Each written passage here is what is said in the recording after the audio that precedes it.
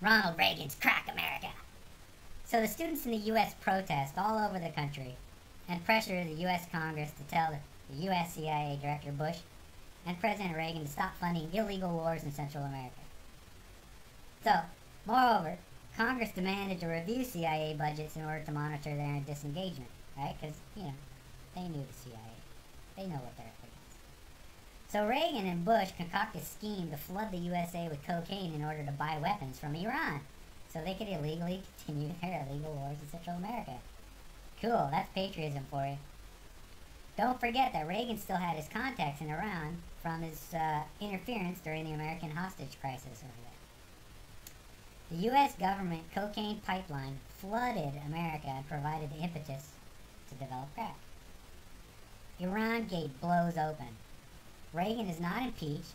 Bush is not imprisoned. Hell, he even becomes the next president.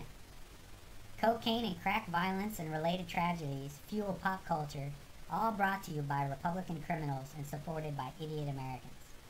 Hey, I loved America during that time, huh? Wasn't it great? How about you?